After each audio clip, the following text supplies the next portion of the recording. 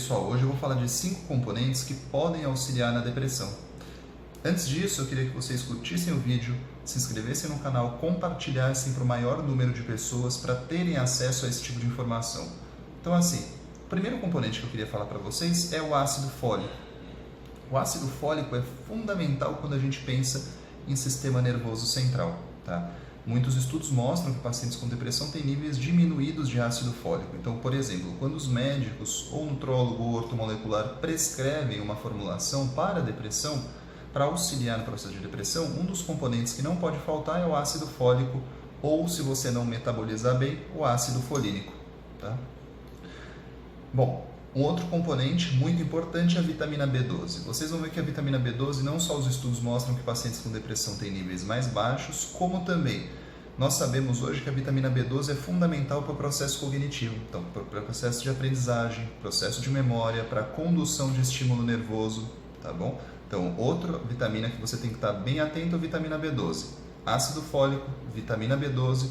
Vocês vão vendo quando você vê uma formulação médica, se você passar num médico que faz medicina ortomolecular ou faz medicina integrativa, você vai ver que na formulação, em geral, tem tanto ácido fólico quanto vitamina B12, tá bom? Um outro componente é a L-tirosina. A tirosina ela vai aumentar um neurotransmissor que se chama dopamina. Na depressão, vários neurotransmissores, ou seja, que levam a informação de uma célula do cérebro para outra, estão diminuídos. Serotonina, dopamina. Então, quando você fornece a tirosina, que é o precursor da dopamina, você aumenta a dopamina, tá bom? Então, L-tirosina, ácido fólico, vitamina B12. Um outro componente interessante que não pode faltar é o DHA, que é ali uma fração do ômega 3 e ele atua a nível de membrana celular. Então, ele vai facilitar a condução de estímulo nervoso, tá?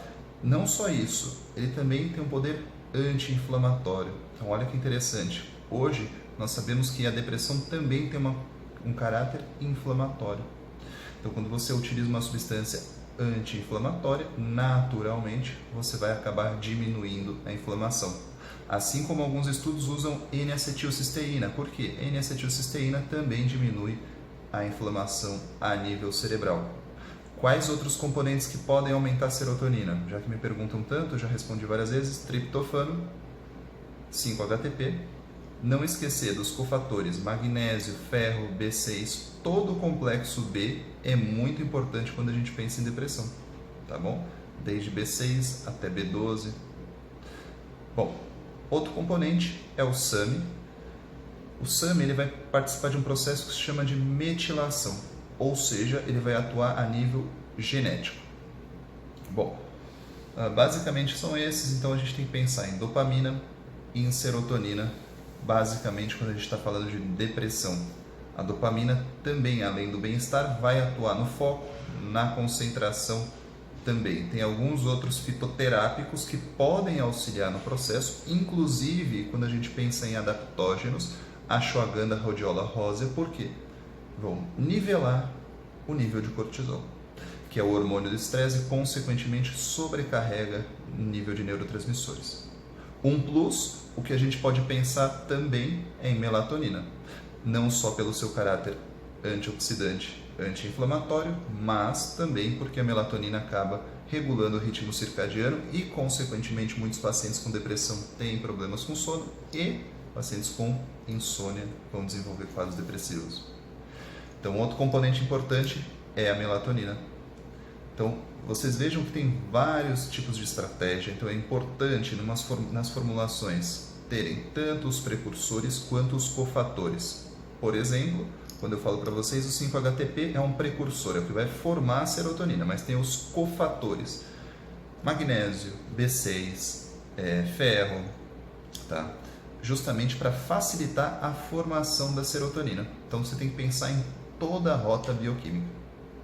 Tudo bem, pessoal? Então, basicamente é isso, alguns componentes que podem auxiliar na depressão de modo mais amplo para vocês terem ideia. Mas a gente tem que pensar substrato, ou seja, precursor, cofator, os dois neurotransmissores principais, dopamina, serotonina, tá bom? E como que a gente vai maximizar essas vias distintas. Espero que tenha ficado claro, não deixe de curtir, se inscreva no canal e até a próxima!